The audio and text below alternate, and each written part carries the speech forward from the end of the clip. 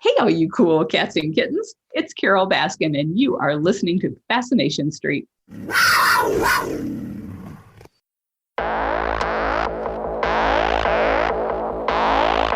I believe that everybody has a story, and I'm fascinated to hear them. So come with me as we take a walk down Fascination Street. Welcome back, Streetwalkers. This is another return appearance. This is John Pirruccello's second time on Fascination Street podcast, and I love this man. I talk a little bit about how I know him and a couple of times we've hung out, and then we just go through random questions that I've had about his career and about his life. So that means we talk a little bit about his time on Twin Peaks. We talk a little bit about his time on HBO's Barry and how he got that job. We talk about fighter pilots during wars because he has some association there. We talk a little bit about some voiceover, some podcasting.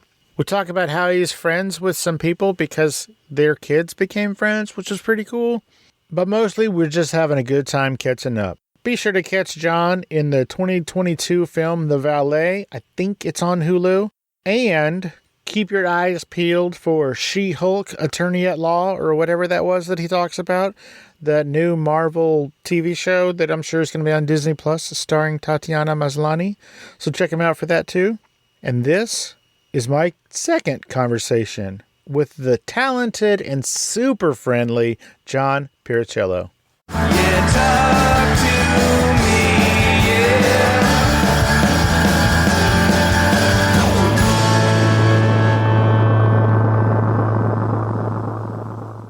How you doing, buddy? Like amazing. Oh my God. How are you? I'm fucking fantastic, bro. I think you're going to sound better because you obviously have set up a studio there. Girl, you know it. So there's the difference. I'm sitting in a chair. I'm also sitting in a chair. Your chair looks way more comfortable.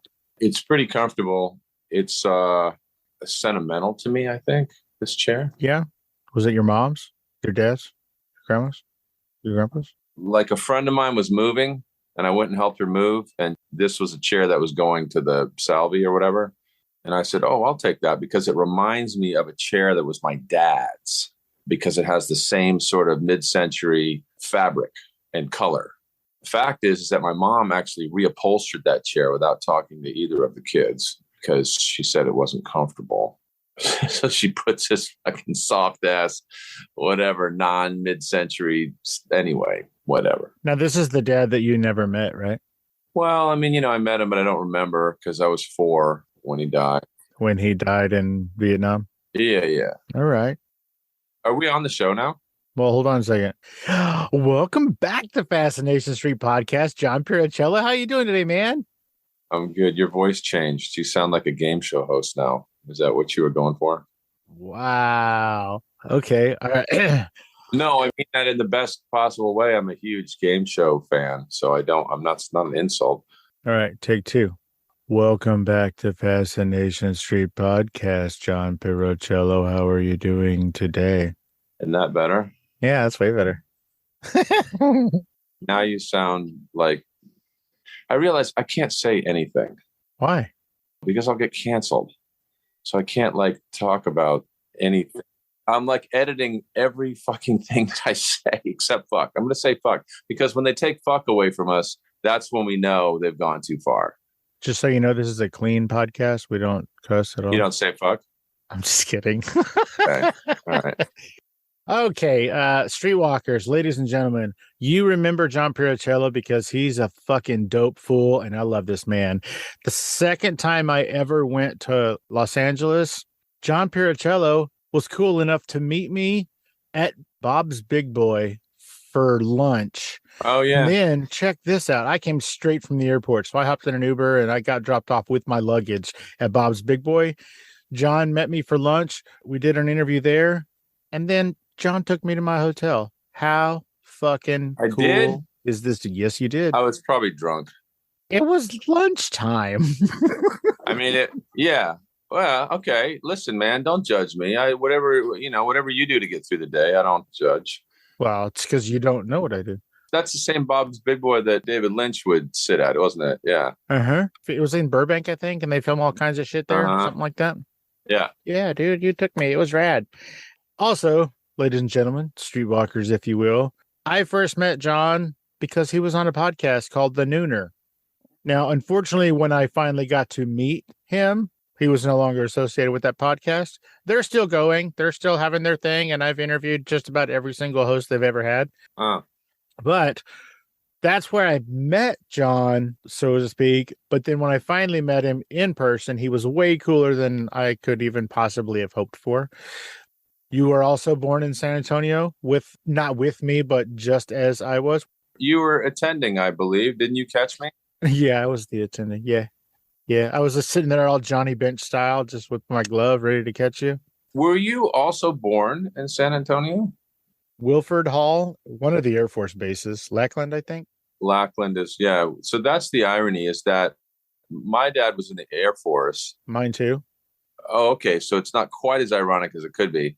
You were born on the Air Force base. I was born at Fort Sam Houston on the Army base. On the Army base. Oh, okay. Even though my dad was in the Air Force. Very strange. That is very strange. Do you know who else was born at the Air Force Base Hospital where I was? That's right. Carol Baskin. Oh, really? Yeah. She's born in San Antonio and lived here for, I don't know, until she was a teenager or something like that. Isn't that weird? Yeah, only, I guess, only in that, I don't know. Maybe it's not weird. It might not be weird. It might be just coincidental. No, it's weird. Because she didn't really get weird until way after she was born. Like all her weirdness, like feeding her ex if that's true, because I don't know what's true, so I'm not slandering anybody here. We both might be canceled right now. Guys, if you want to know John's sort of from there to here story, go back and check out his first episode. That's where we talk about what got him into acting, and we talk about some of his early stuff and how he got to LA and all that good stuff. This one, we're going to do a little bit more of a deep dive, and we're going to find out all kinds of crazy shit. And so it's going to be all over the place. Oh, I take it for granted that people know Twin Peaks. They do. The Blue Rose is a Twin Peaks reference. So what it is now is it's now a publication that it's like fan based, but it's a sort of deeper dive.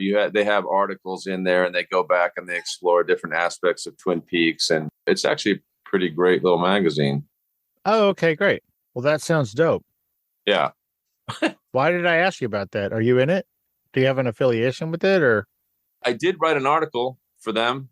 I did a movie review and now I can't even remember really which one it was, because Nice. I was mistaken when I started the movie review.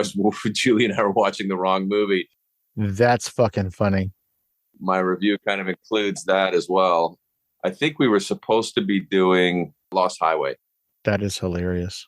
But you can go to the Blue Rose and you can look up my article and you can read it. And it's one of the very few things I've ever had published in my life.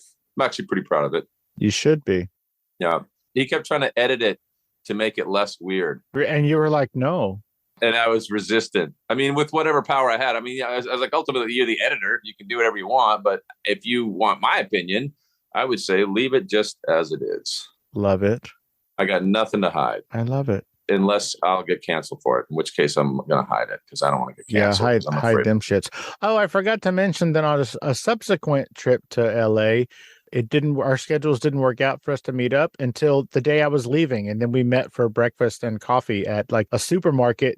Oh, by my house. Yeah. For some reason, like the supermarket was like the parking lot was shut down and shit. And I guess they were about to shoot something there, like film something. Oh, yeah. Yeah. 2 of the 4 times that I've been to LA, you were cool enough to like hang out with me a little bit, man. That's dope. You're kind of persistent. Kind of. Yeah. So I don't really know. It didn't seem like, did I have a choice? It didn't seem like I had a choice. No, you didn't. And on that podcast, The Nooner, I kind of have a reputation, warranted or not, I'm not going to say, but on that other podcast, The Nooner, I sort of have a reputation of being quote unquote that serial killer from Texas. Yeah. maybe you didn't have a choice. But I just hope I get a good number, like that I'm your like 33rd victim or something cool. I want a good number. Well, 47 is my favorite number, so shoot for that one. Okay, I will. And Right. well, God only knows how far away I am. God only knows. It kind of depends on your work ethic, really. It really does depend on my work ethic. John, you come from a long line of fighter pilots. I do. Your father was a fighter pilot. I believe your grandfather was a fighter pilot. Both of them. Yeah, both of your grandfathers. I'm sorry. One of your grandfathers, I believe, flew a P-51 Mustang. He was one of the first ones. Yeah, he was a test pilot. My mom's dad was one of the first to fly that one among a bunch of other planes.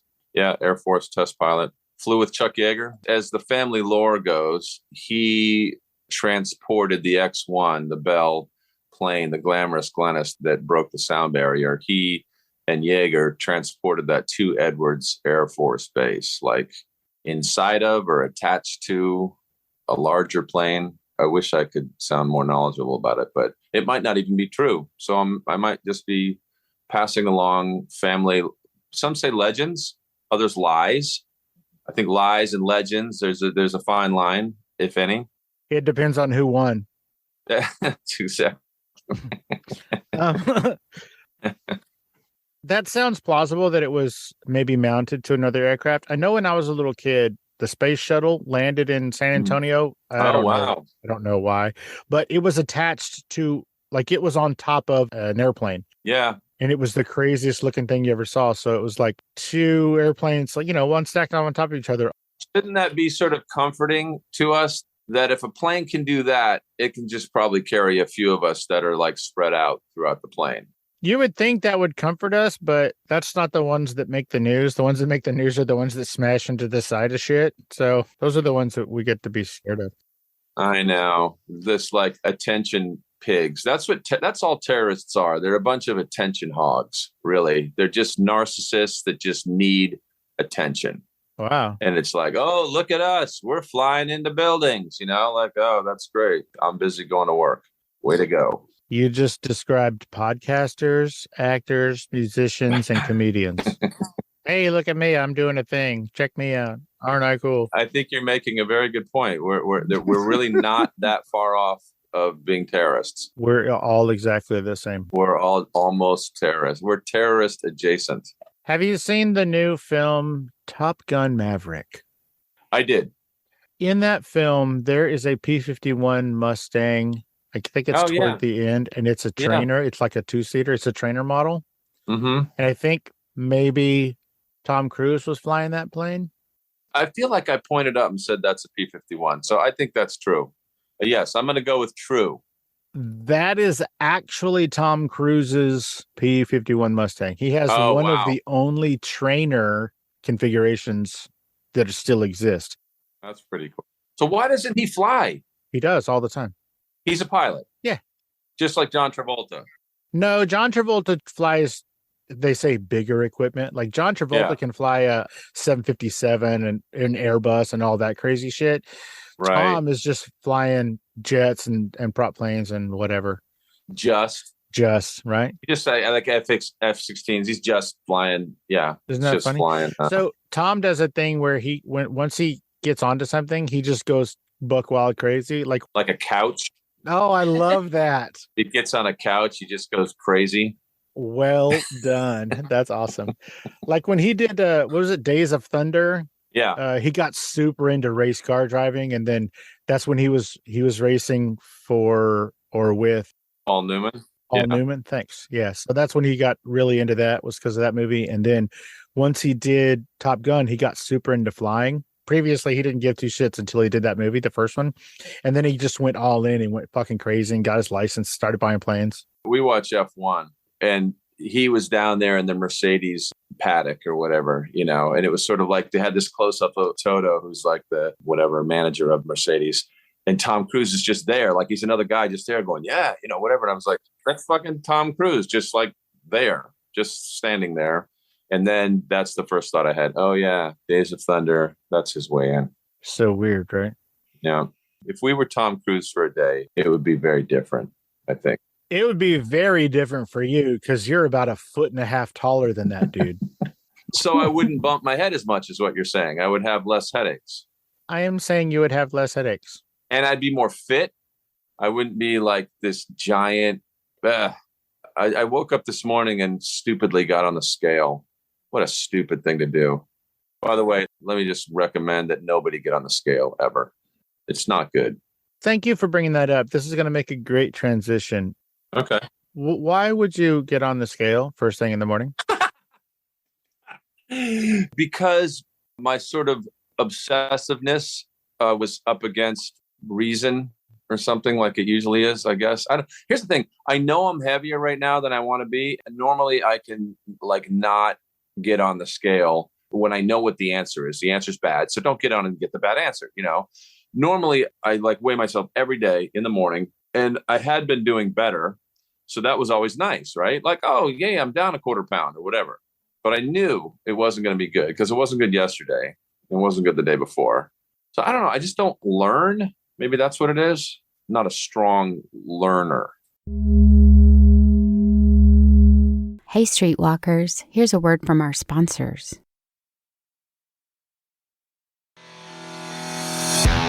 Welcome to the Cool Grandpa Podcast. This is the podcast where we get to talk to other grandfathers and figure out what they are doing to make their relationships grow and become meaningful. I also talk to experts on mental health, addiction, career advice, writing books, and many other topics. If you're not a grandfather, that's perfectly okay. Much of what we talk about are tips and tricks that you can use in your everyday relationships as well. So you're more than welcome to come on in and join us. The Cool Grandpa Podcast can be found on all major podcast hosting platforms, as well as cool-grandpa.us. That's cool-grandpa.us. Come in, kick up your feet, and join us as we figure out this role of grandfather together. Now, Steve, why don't you hit us again with another fascinating conversation? Let's get back into it. I hear that you're also not very good at memorizing, which is an odd thing for an actor. What do you mean you hear? That's the funny thing. I hear you. How did you hear that? Johnny Carson told me. People tell me. He's dead, you know, so you might want to consider the source. You're taking information from a dead person. Actually, I heard you say it on a podcast. Well, God bless you. Thank you for paying attention at all. I'm grateful. Humbled. Yeah, I'm terrible at memorizing. I told a casting director that one time. It was a friend of mine. So I'm just incredibly bad at memorizing. She goes, well, you just have to work harder. And that's true. I have a bunch of things that I do where I write the stuff out. First, I type it out, and then I write it out by hand, and I go over and over and over again. And, you know, depending on the audition, how much time I have, I might know it backwards and forwards, like literally, because I'm so bad at it. I just have to work that much harder at that part of it.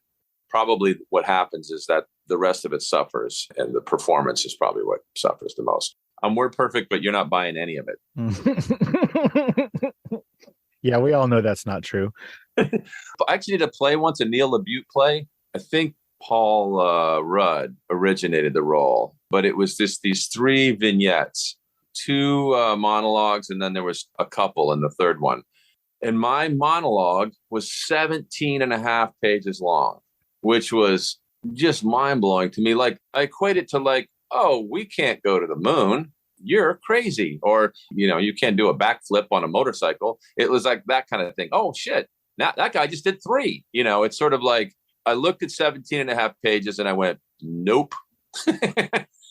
And then you go through the process and attach it to blocking and have it have meaning. And the next thing you know, I was doing however many shows a week, 17 and a half pages. I probably blocked it out if I screwed it up, but I don't think I screwed it up too bad. And it involved like looking at the audience and including them, which can be very distracting. You know, if something's not totally in your head, that can throw you off easily.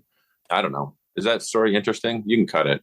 No, that's a great story. And it leads me to stupid question number 2. Oh, good. Why would you audition for that role if you knew that it was something you couldn't do?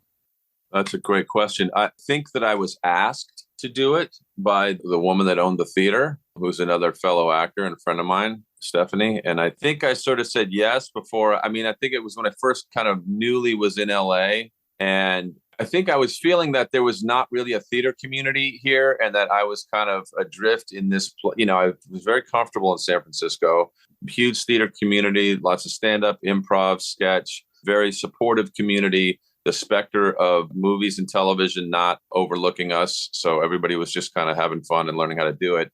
And then when I came to LA, I was like, what is this big monstrous place? There's no theater people here.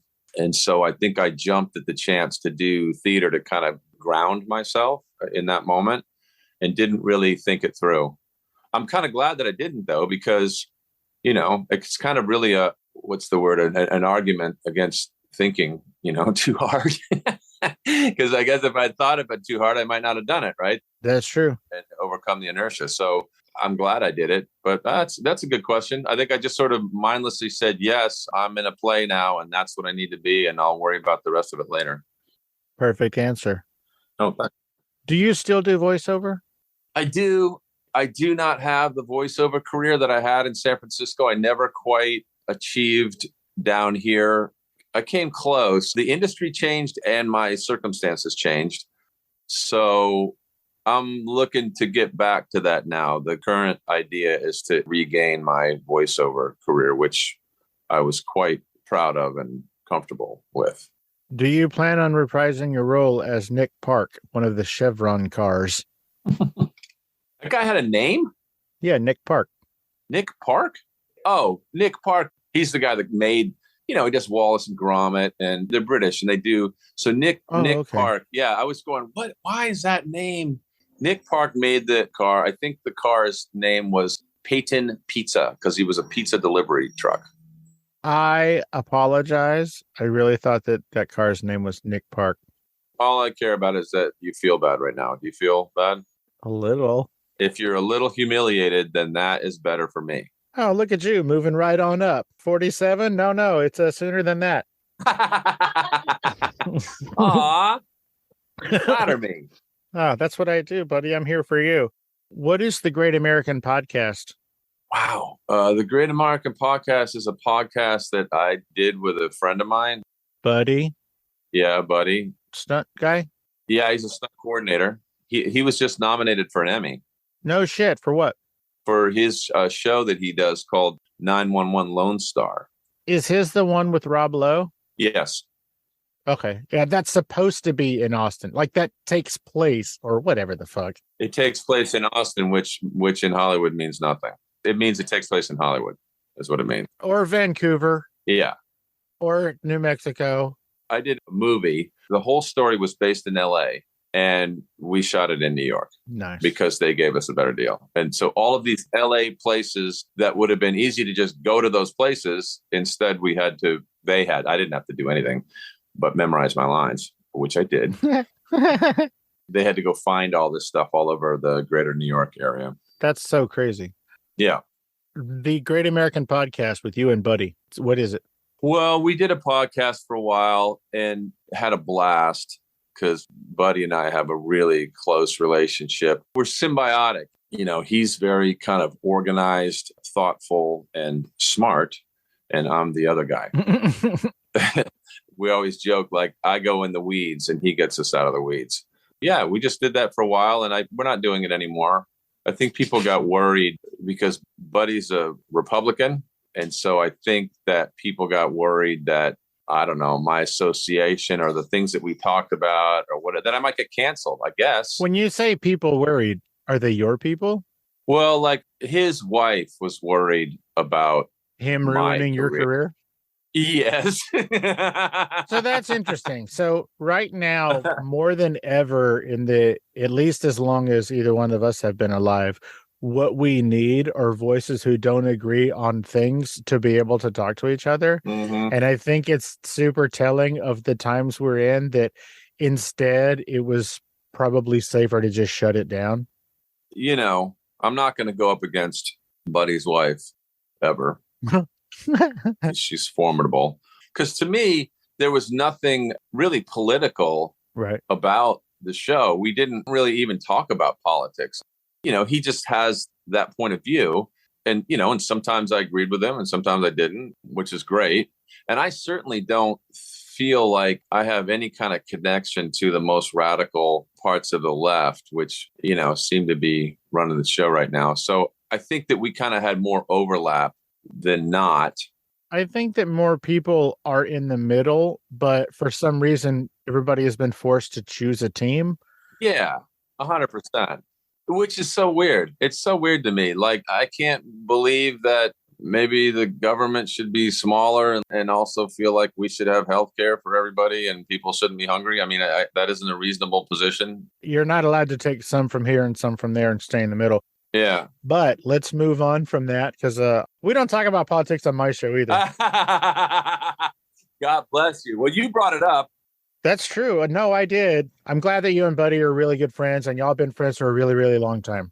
Thank you. And to finish up what you were saying about what needs to happen, it would be great if the time arrives where Buddy's wife would be comfortable releasing those podcasts again, because I really think that will say that we've gotten back to a reasonable point in time where those things are not incendiary or, Ooh, you know what I mean? I do.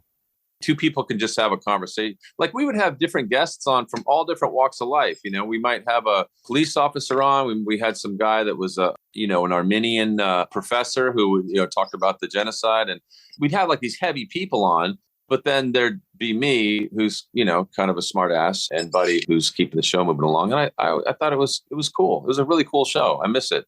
I'm glad that you mentioned that, at some point, maybe hopefully she will put them back up because they're not available anywhere. I can't find them anywhere. They're gone. Thank God, because I don't want to get canceled. Son of a bitch. Okay. You were on a thing. You've been on a lot of things. Oh, thank you. It seems like every time I turn on my TV, you're on it, and I love it. Yeah. Oh, I may that continue forever. I love your TV, and I think your TV is doing a great job. My TV is doing a great job. So much so that, like, we were watching Curb Your Enthusiasm season 11. We started it late or whatever. Yeah. Let me just take a guess, a shot in the dark here. Was it the first episode of season 11? Oh, yeah, I didn't get that far. I was watching the pre-episodes. Oh.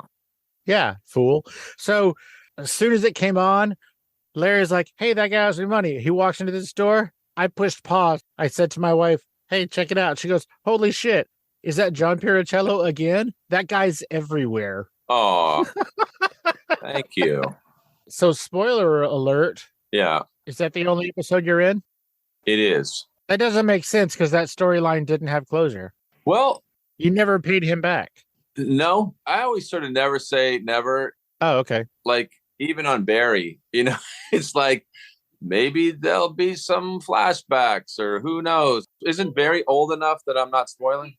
I might be back on Barry. In fact, I'm on Barry.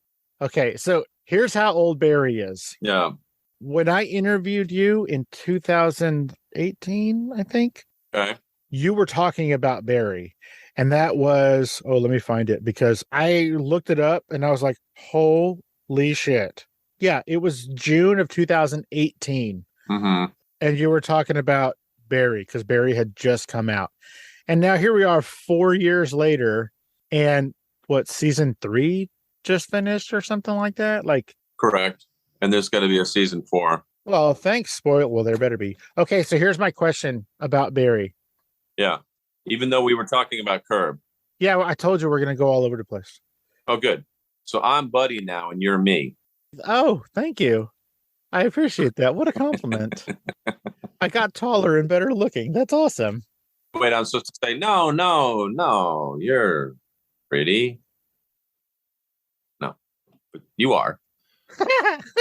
I'd rather look at you than me. Does that help? No. So, so we had just finished Barry season 3, and then I was like, "What do you want to watch next?" And then she was like, "Oh, let's watch that Curb." And so then, bam, there you were again. That's why Curb came up. You were inundated by me. Love it. Yeah. So Barry season 3, I don't remember if it's a flashback or if it's one of those previously on Barry. They showed you a lot on one of them for season 3. Oh, good. And I was like, I wonder if he gets paid when they do that. I'm supposed to be. I'll have to go look and see if I did. Somebody else, my agent, I think, noticed that. I believe they're supposed to send me a check for that. You were in the previously a lot. Whichever one it was, you were all over it. It was like almost your whole arc. I was so previous. I was previous to the max. Previous to the max. Previonius. Okay. All right. That's enough. All right. Now you're buddy again. Hey, Streetwalkers, here's a word from our sponsors. It is 2140. You are trapped in an underground bunker, built a century ago to protect mankind from the pandemic on the surface.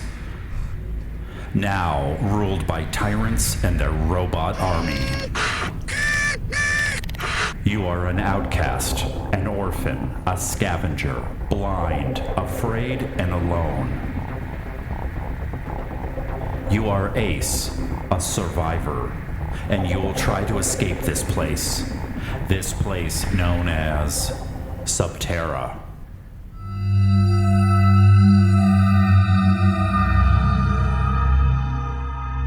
Subscribe to Subterra at iTunes, Spotify, or wherever you download podcasts. Let's get back into it. Tell me if this is true, because somebody told me. I heard. Yeah, they're saying. People are saying that Bill Hader fell out of his chair at your audition callback. Is that true or malarkey? Where did you hear that? He did. I'll tell you after you answer the question. He did. That was at the callback. Uh-huh. I even got a laugh out of Alec Berg, who's not an easy laugh. Bill Hader is the fucking easiest laugh there is in the world. It's still incredibly flattering when he laughs. In fact, it was kind of like a drug. I was shooting that show. All I wanted to do was make Bill laugh. It went really well, the callback. The audition went terribly. I was ready to quit acting. It was so horrible. Yeah, you called Julie and was like, I'm out. I'm done. Fuck this shit. I don't need this crap anymore. My heart's breaking and I have a headache. But the callback went really well because I had over-prepared, frankly. I really did know it line by line. I could go forward and backward per line. Each line, I knew the one before, the one back. I could do the whole thing backwards. Anyway, so that when we got through it at the end, he was like, let's just do scene 2 one more time. And I knew that it had gone well, the time because he had fallen out of his chair. And so when we did scene 2 again, I kind of got to the end and went up on my line, which was weird because I was so prepared. What does that mean? Well, I forgot my line. I forgot my next line. So when somebody goes up on their line, that means they just fucking forgot. Like they just ran out. Okay. Yeah. They're like test pattern. Da, da, da, da, da, da. That's such an old reference. Nobody under 45? No one under 45 will ever fucking get that. Let's go with 40, but yeah. Right? Like the TV used to stop. Like you'd be watching TV and then it would come to a point and they'd be like, yeah, we got nothing. Yeah. And then they would stick on a flag, do the national anthem, and then it would just go, woo. Yeah, it'd go woo for like 45 seconds or 60 something. And they're like, well, TV's over for today. That was it. There was 3 channels and that's what they did. I guess we'll have to talk. Well, to be fair, it was like midnight, so I guess we'll just have to go to sleep. Like, come on now. That's true. But yeah, going up means you've forgotten what's next. And it was such a great feeling because to know something so well and to be so comfortable within the audition and comfortable because the reception was good. Bill was laughing, falling out of his chair. So it was like, this is going well, is what it felt like. So that when I went up on my line, and I knew that this was gravy, let's just do that again. And we already had it. I remember looking into Sherry Thomas's. Sherry Thomas, that's how big an audition it was, is that the head of casting was reading with me, right? And so I looked at her and she sort of was kind of wide-eyed a little bit like, dude, it's your line, is, what she was saying. And I just sort of smiled at her and I was like, here we go. And I just started making shit up. I just started improvising. And they laughed more and more and more. The more I said, the more, because It's like I had nothing to lose, which doesn't happen very often. I mean, I wish it always happened. I wish I was always in that state of mind. I wish I could position myself to always be in a place where I'm free of outcome. That's my goal. Yeah, less pressure. Yeah, for sure. there's always pressure. Like the pressure doesn't go away. The pressure is good though. The pressure sort of squeezes you into caring and making it important and, trying or whatever, or trying to not try or whatever the hell. Here's the thing. I know nothing about what I do. Can't explain it. You ask someone else if you want any like actual details about it. All right, hang on. Let me ask somebody else. If you don't mind. I can wait. Let's have some water. Okay, cool. So I told you I would tell you who I heard that from after you answered it. Yeah. Bill Hader was on a podcast and somebody asked him what is one of the most memorable auditions. No. Yeah, I just made that up. You said it on a podcast. You're a fucker. You fucking had me. I was like, there's no way that happened. You're welcome. Owens. And that's why these are done remotely, so you can't club me to death, you giant. Yeah. Who's number 47 now? After you got the job for Barry. That was really good, Steve, by the way. That was really good. That was lovely. Thanks. Yeah. I appreciate you. You should have seen your face. Holy fuck, that was awesome. I was like, there's no way. You were so excited. I know, which actually probably should say something about how fond I am of him. Absolutely. And of all of that experience, that it's so important to me that like the idea that he might even remember who I am is a good feeling, right? Yeah. That whole experience was amazing, It was amazing. And it was from the start because I think he called you to welcome you to the team and he had to call you a few times because you didn't recognize the number. Is that right? Yes. I was like, fuck this. I don't know what that is, and I don't listen to my voicemails sometimes for a long time. Sure. Yeah. I make everybody's life around me very difficult. But so finally I was like listening to my voice. By the way, if you ever want to know something about technology, ask a 20-year-old, ask someone in their 20s, because every time I hang out with a 20-something, whether it's one of my kids or Julie's kid or one of their friends, I learned something monumental about my phone. And what I learned the last time was I do not have to listen to all of my voicemails. I can get to the voicemail page, push a little button in the lower right that has the voicemail symbol on it, and it will show me written out what the person's saying, and then I can just delete it.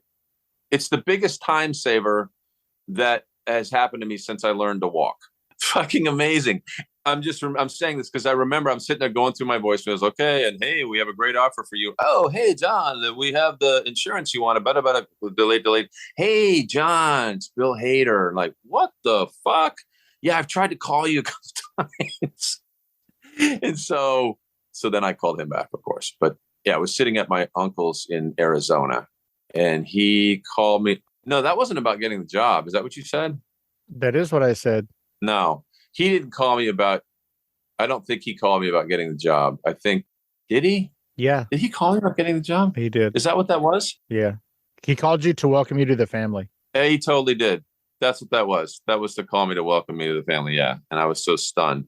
He said the funniest thing, like I showed up to the callback and Sherry came around the corner. She's like, hey, John, someone wants to talk to you. And I come around the corner and it's just him.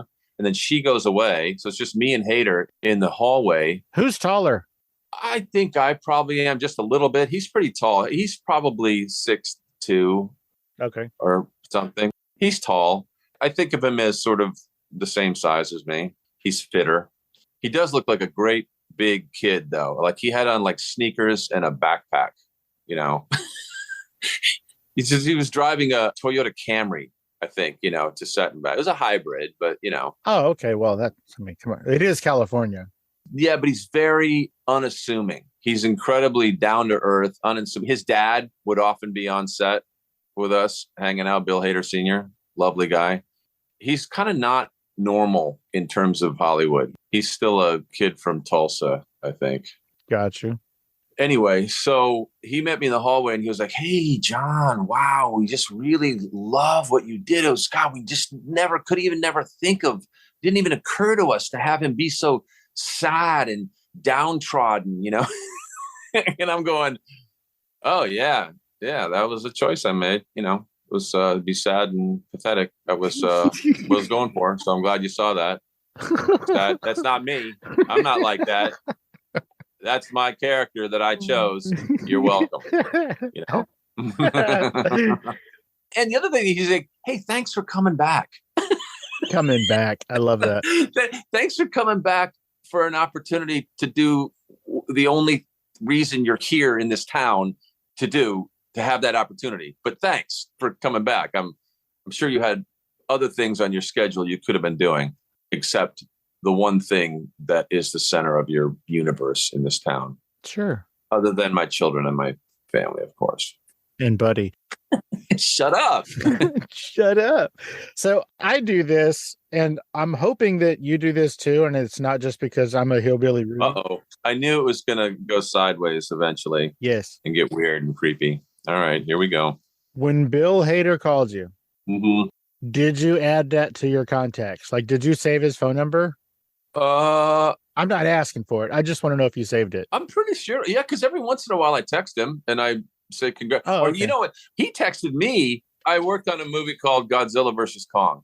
I know. I saw it. And I went, holy shit, Sean, my wife. I go, hey, check it out. She goes, oh my God, it's John again. So he and his daughters, his lovely daughters, were watching that. And he like texted me, oh my God, the girls and I are watching. So great. You know, he was like a person texting me, congratulating What a me. Yeah. sweet So I suppose I do still have his number. Wait a minute. That's what I do.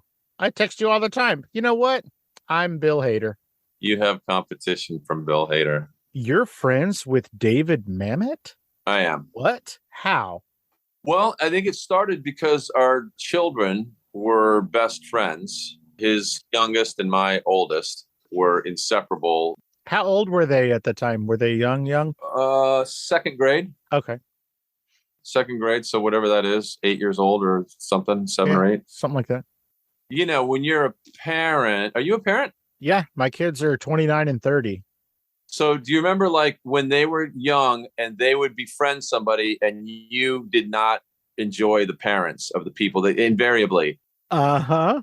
Fuck, okay, so now I got to go over there. And they'd be like, hey, you can stay and hang out if you like while they play. Oh, you know, I could name them if you want. Yeah, I don't. Yeah. So that was the norm. The norm was to be like, oh, shit, why can't you be friends with that guy? You know, like his parents are amazing. And that's what happened. My kid became friends with David Mamet's kid, and then we became friends, and now our families are like family to each other. When my parents were in high school, their parents were friends. What? Yeah. Oh, wow. Yeah. That's so cool. That's what, when I was hearing you tell that story, it reminded me that my parents' parents were friends. That's not how they met, but they all eventually became friends, which made it super difficult, you know, when the divorce happened. We knew the story couldn't stay good, right? Couldn't stay happy. I know, right? Yeah. I mean, come on now. No. Hell no. That's really cool. So even, I'm assuming your kids finally did graduate the second grade, and now it's been a year or two, and the families are still close? Oh, yeah. Yeah. My kids are 20 and 23. Okay. They're going through a period right now where maybe they're not as close as they were. Yeah, that happens. As people do. And COVID was a weird ass thing. Absolutely. Especially for that generation. Yeah. In fact, my younger one that was their graduation year. God damn it. I hate hearing that so much. That kills me every time I hear that. No prom, no graduation ceremony, all that bullshit for all those years. And then just like fizzled out. That sucks. It's shitty. I'm sorry to your kid, man. I'll never complain about COVID because nobody had it worse than my kid did. You know? Oh, nobody had it worse than your kid. No, not even coal miners in Kentucky. Nobody had it worse than my kid. Gotcha. I stand by it.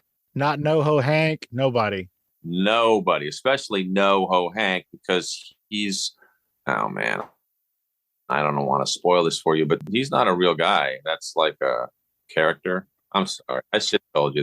Spoiler alert. What the hell, dude? You just spoiled it. You ruined the show. And I mean my show, not Barry. How did David Lynch's Twin Peaks change you? It helped you exercise some demons, so to speak. Tell me about that. Have I just told you all this stuff before? Is that why you know all this stuff? Okay, I'm glad you brought that up. So, Streetwalkers, listeners, John and I are really good friends, even Yeah. closer than him and Buddy. But Yes. for some reason, he seems to not remember any of our conversations, much like the dialogue he's supposed to remember on set. He doesn't remember this shit either. So that's why I have to bring all this up to him to remind him that we're friends. I barely remember where I live. Okay. I barely remember where I live. I barely remember what happened yesterday or this morning. Well, I'll tell you what happened this morning is you got out of bed and stepped on a scale for some ungodly reason. I'm stupid. I'd like to say I'll never do that again, but I'll probably do it again tomorrow. Oh, maybe even tonight. The day is young. Tell me about working with David Lynch and how it changed you. Well, it's so profound that I hesitate only because I won't really give it justice. Okay, good. Moving on. Okay, great.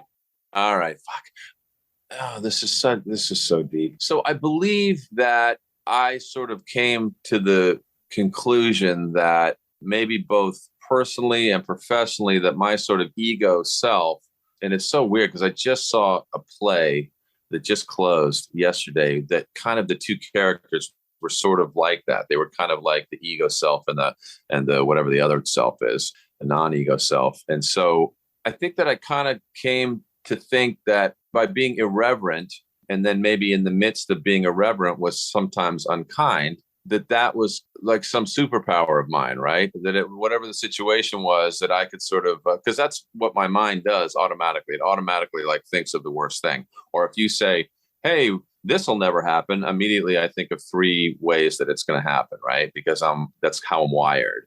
It's Talmudic, probably. That's what I tell myself so that I'm not just an asshole, right? But I think that through that process of playing that literal asshole on the show, I believe that coming into contact with David Lynch, that guy was sort of exorcised from me, from doing that. Not to say that I don't still have my moments of being an asshole or having my ego rule the day or whatever, because I certainly do, but just sort of at least my belief that I need that somehow is gone. I no longer believe that I need it. And subsequently, I think it has sort of broadened my perspective and how I can be funny, I think has gotten hopefully more sophisticated. Maybe, I don't know. The main thing is I no longer believe that I need to be that guy in order to be relevant, you know? And you attribute that to working with David Lynch? 100%. Yeah. Like we were out, it was at nighttime and we're kind of huddled. It's cold and we're up in Washington. And the first day on set, he came over and said, well, let's talk about he sounds very much like Bill Hader. Let's talk about your character. And I said, oh, okay, great. And he pulls out like a stool that folds out or whatever and sits on it. And he goes, okay, you're an asshole. and being a whatever pretentious stupid actor, I was like, well, I mean, I don't think he sees himself that way. I mean, of course he has his motivations. He feels the world owes him something and blah blah blah. And Lynch is just looking at me the whole time. He can wait till I get done. So he looks at me and he goes, no, you're an asshole, like. And strangely, that was more than enough to move forward in that project. That was very unusual in many, many ways, but very much Lynch and very much the way that he works. And it's a well-oiled machine. And that's more than I needed. I didn't need anything. That was a really, really beautiful experience. So anyway, we're standing around outside the sheriff's station, for God's sakes, which actually is Dirtfish. In real life, it's a school for teaching people how to ride dirt bikes and four-wheel drive vehicles or whatever, like race in the dirt. Anyway, so we're standing out there. I don't remember how it came up, but somehow I sort of made light of the fact that, well, I'm an asshole. I sort of made light of this precious thing that he had given me, right? This sort of raison d'etre that he had bestowed upon me. I made light of it. And he goes, you're kind of being an asshole right now. And I was like, oh, shit. It was like all of a sudden I was like awake, like it woke me up. And I was like, oh, shit, look at how easily I just was casually dismissive about this huge, powerful thing. And it really changed me, and having to do that role. I mean, I kind of had a mode, which was whenever something was beautiful to me, I made it ugly for Chad, right? Like for the character. So the character would see anything really cool, like the log lady to me is the coolest thing in the world. And I had to sort of not besmirch or whatever. I had to make fun of her in her absence, that log woman or something I said or whatever, and made fun of her. And so that sort of oh, okay. So in order to achieve being an asshole, I'm going to go against. And so it sort of brought it to a conscious level that I think then kind of helped me to at least begin the process of getting rid of that guy. Wow. Which I'm happy to, I'm sure it's a lifelong work because I've been the other guy for many more years, but it's Sure. worth it. I think that's rad. That's a great story. My phone is about to run out of juice. Well, that's okay. We're going to wrap up right now anyway. Shut up. Is that true? Yeah. It's been an hour, man. It has not. Word. Has it really been an hour? Can you believe it? Aren't we the coolest? We are. Where can people find you on social media? Boy, that's a whole nother podcast. I get rid of all my social media. You should go see The Valet. That's on Hulu. Sweet. Is it called The Valet or just Valet? The Valet. And it's Eugenio Derbez and Samara Weaving, Alex Fernandez, John Pirruccello, Ravi Patel. Ravi? Yeah. No way. Yeah. I learned that he spells his name Ravi, Yeah. but he's actually Indian. His parents are immigrants. And he said it's pronounced Ravi. No, I don't like it. So like Ravi Shankar or whatever was probably Ravi Shankar. And we just don't know any better because no one corrected us like Ravi did. What else do you have coming out that you can talk about besides everybody go check out The Valet on Hulu? I'm so happy to say that I just shot a bunch of Hulu commercials, which are super funny and fun. They're commercials for Hulu, like for the service, advertising that service? Hulu Live Plus. I Okay. think it's their digital streaming service. They're incredibly well made. Director was amazing, and that was a load of fun. I used to do on-camera commercials all the time, and now it's great to have things taken away from you. Taken away from you? What do you mean? Well, like my on-camera commercial career went away. My voiceover career went away. So it's sort of like, Well, they were taken away from you, or did you just move into a different direction? Because taken away from you sounds like you got canceled. Holy shit, did you get canceled? no, Are you sure? they didn't have room for me for a while. Oh, shit, son. Anyway, the point is that was lovely. I'm proud of those. That was a collaborative effort. It couldn't have been more fun. And I'm super proud of what we did there. And then I'll be on an episode of She-Hulk, Attorney at Law, which is going to be an incredible show with Tatiana Maslany. No shit. Oh, yeah. It's a great big, Holy shit. says I am now part of the Marvel Universe. Wow. So there you go. What is that going to be on Netflix? Oh, Disney. It'll be Disney. I think it's Disney. Yeah. Disney Plus. Yeah, if it's Marvel, it'll be Disney Plus. Tatiana Maslany is amazing. She should have won multiple Emmys because she played multiple. She played them all, didn't she? Yeah. Holy she fuck. played them all. That was amazing. Yeah. And I will tell you right now, she is really one of the good guys. Yeah.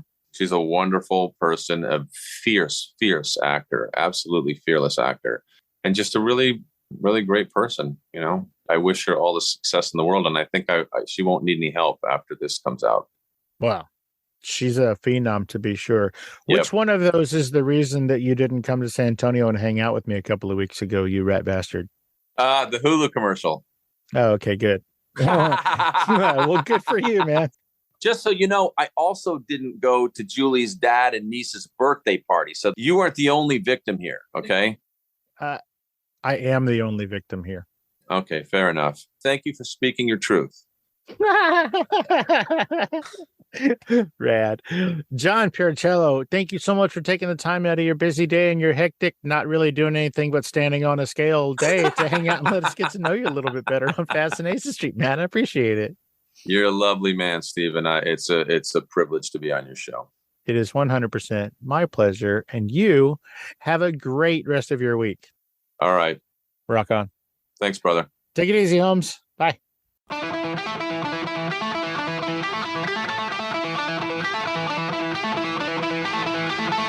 Opening music is the song Magnolia from the 2001 album Intransigence, used with permission from Douglas Miles Clark.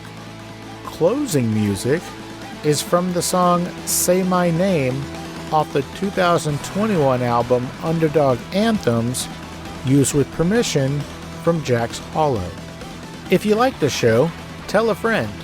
Subscribe and rate and review the show on iTunes and wherever else you download podcasts. Don't forget to subscribe to my YouTube channel. All the episodes are available there as well. Check me out on Vero at Fascination Street Pod and TikTok at Fascination Street Pod. And again, thanks for listening.